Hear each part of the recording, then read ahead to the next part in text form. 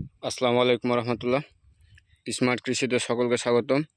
আজকে আমরা চলে এসেছি আমাদের একটি বেগুনের প্রজেক্টে। এখানে আমরা দেখাচ্ছি কি যে আমাদের যে বেগুনের গাছগুলো, এটি হচ্ছে একটি স্থানীয় জাত। এটা আমরা আমাদের ঠাকুরের ভাষায় বলে থাকি এটি কাঁটালি বেগুনের গাছ, অর্থাৎ এটি অত্যন্ত সুন্দর একটি প্রজাতির বেগুন।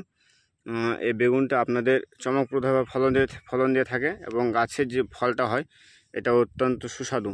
এবং আমাদের যে গাছগুলো থাকে প্রতিটাতে কাঁটা থাকে, এই দেখেন প্রতিটাতে পাতাতে কাঁটা থাকে, এই জন্য আমরা এই গাছটাকে বলে থাকি কাঁটালি বেগুন।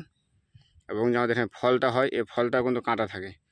এবং অন্যান্য যত হাইব্রিড ভ্যারাইটি আছে এই ভ্যারাইটিগুলোর থেকে কিন্তু এই ফলটা খেতে অত্যন্ত সুস্বাদু হয়। এবং যে আঁশ আছে, আঁশটা একটু মোটা হওয়াতে এটা আমাদের যে পুঁটির মাছ বলেন অথবা আপনার ইলিশ মাছ বলেন, এর সাথে খাইতে অনেক ভালো হয়।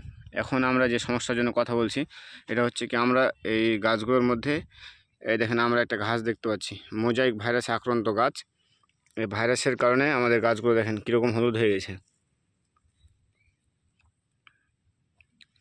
এরকম যদি গাছ হয় তাহলে অবশ্যই এটা কৃষক ভাইদের জন্য অবশ্যই এটি একটি দুঃসংবাদ, কারণ এভাবে গাছে কিন্তু ফলন ভালো দিবে না। এখন আমাদেরকে অবশ্যই এই গাছের জন্য অবশ্যই ট্রিটমেন্ট নিতে হবে যাতে এরকম গাছ আর জমিতে না হয়।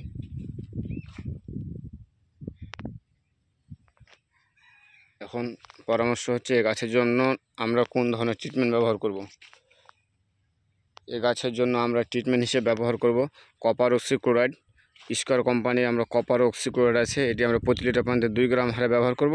এবং এর সাথে আমরা ম্যানকোজিব দেবো প্রতি লিটার পানিতে 2 গ্রাম। এবং তার সাথে আমরা 17 গ্রামের চিলেটের জিঙ্ক প্রতি 20 লিটার পানির জন্য আমরা বরাদ্দ করব। তাহলে আমরা কি সমাধান পেলাম? প্রতি লিটার পানিতে 2 গ্রাম ম্যানকোজিব এবং 2 গ্রাম কপার অক্সিক্লোরাইড এবং 17 গ্রাম চিলেটের জিঙ্ক 20 লিটার পানির জন্য আমরা ব্যবহার করব। এই স্প্রেটা আমরা যদি প্রতি 3 দিন পর 2বার স্প্রে করি তাহলে সমস্যার সমাধান অবশ্যই হবে।